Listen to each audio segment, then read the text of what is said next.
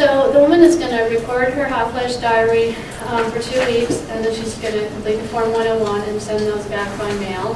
So, once those forms come back, you're going to data enter the diary, all the diary information, you're going to data enter the form. And this is the point where women start going into the database. And Mike's going to go over all this later with you, but this is where they become kind of more official in the database. Because the database then will have a program that you run, and it counts all the hot flashes, and it counts the severity and all that. That's all programmed. So, go ahead. I'm sorry. One of the issues that has been debated back and forth, and I think unless your IRB has specifically requested a separate consent, basically the way it's working is when you're on the phone, you can say, is it okay if I mail this packet out to you? And by the fact that they've completed it and mailed it back, that basically is their consent. Now, I don't know how well that works with your IRBs. Some are fine with that and some are not. So, well, that's a good point, and that's absolutely true. This letter is a result of our IRB's request. They actually wanted to send a consent form with that packet. Because we said, and then when we kind of fought back and said, well, look, we could send them by phone. It's implied consent. They don't have to mail then the materials back, but that's implied consent. You can say that. And they wanted a consent form. They're kind of compromises. They said put in a cover letter that has the consent. Okay. Now again, I think your IRB, you need to do what works with your IRBs, and I think you're going to want to have some kind of cover letter in there anyway that says, here's your materials, here's what you do with them, but what elements of consent you have in there. So if you're still dealing with your IRB, you may want to let them know that there is this option of having that in there. But it's not a signed thing. They're not, because that was our thing. We said, okay, so right, she and you mails want back us her to diary, right. 101, and there's no signed consent. Does that mean we have to, so, and plus again, if you consent her at the end of the thing and say, here's what we're asking you to do, to agree to that, we are getting that consent there. So again, it's a kind of a local IRB issue, but here's the letter if you need to use that. So then back once you've gotten your stuff data entered, the database, and you run this program, and it will count all the hot flashes. It'll figure out whether she's eligible. Again, you don't need to be sitting there, eyeballing it and going, oh, you probably can't eyeball it and say, well, she only had 2 hot flashes in 2 weeks. You're going to know.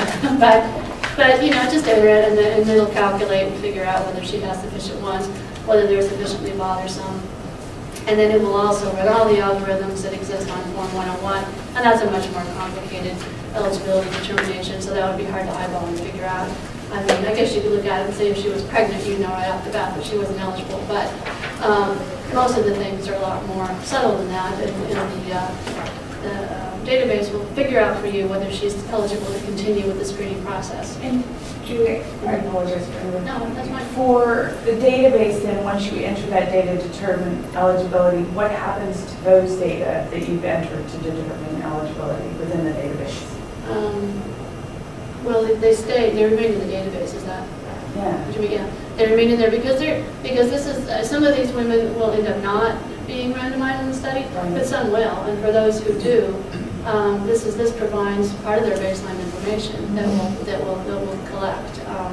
So it will all stay in there, but some of those women again will end up being randomized and some won't.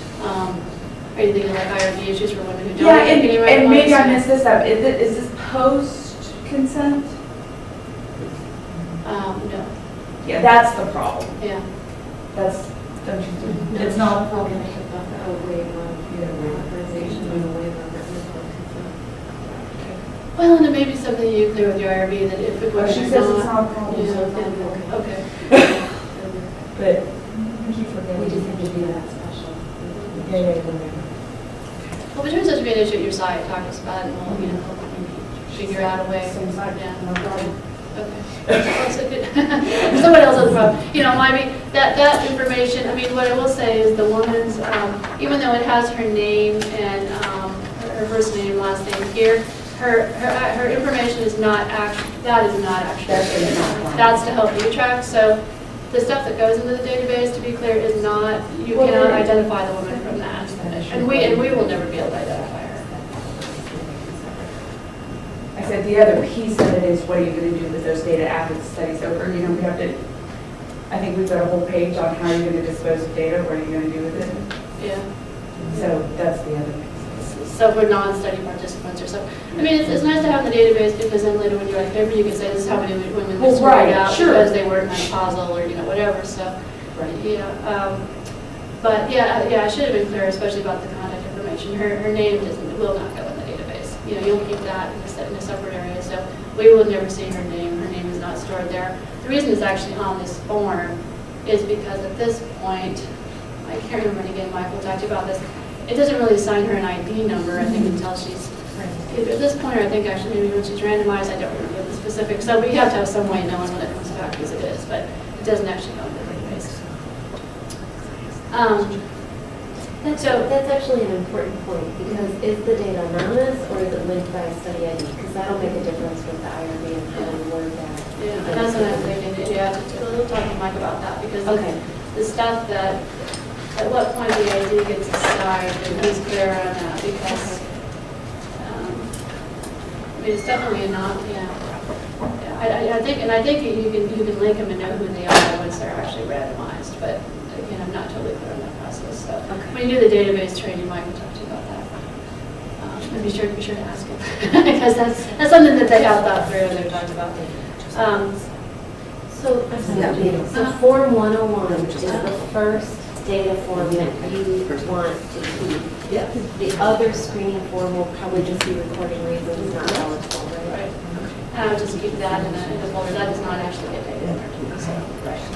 So those first 2 weeks of hot flash diary and the Form 101, I'll get data entered. And for the women who end up joining the study, those first 2 weeks, that's her baseline. So that's, you know, obviously really important to have that in. And there's other stuff on Form 101 that ends up being some baseline information for the study participants. So then once you've run the eligibility report and you know that a woman is eligible to continue at least the next phase, then we have a draft. The next thing in your handouts is a model phone script. And you're going to use that to schedule the first screening visit. Again, this is just a model. You can modify this, but once you've gotten the stuff back, she's eligible, you want to give her a call. Now for women who return their things and they're not eligible, it's up to you how you want to handle that. If you want it, and we can develop some scripts for that, we haven't yet, but there might be a mailed form letter that you send them and say, thank you so much for your interest, you know, you're not eligible for this one. I think it's an IRB issue, whether you're going to say we may contact you at a future time for another study, or you can just say be aware there are other studies that you're coming up for, you know, that you may be eligible for.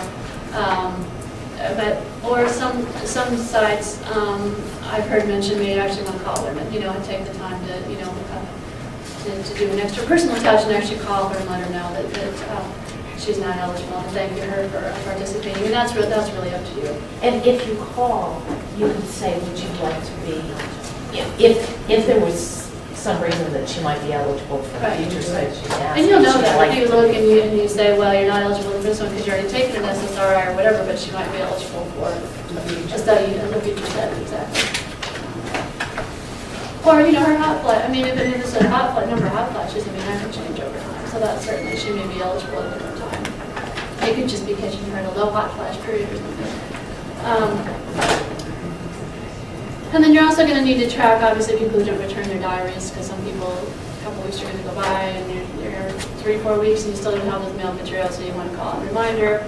If you give her a reminder phone call or two, and she still doesn't return them, I'd let it go. She may, because it may be that she gets the hot flash diaries and thinks, oh, I don't want to do this is too much work. And, you know, that's fair enough. Those are the women that also, as part of the screening, you want to see. But if they're not going to complete the steps, then they wouldn't be great candidates anyway.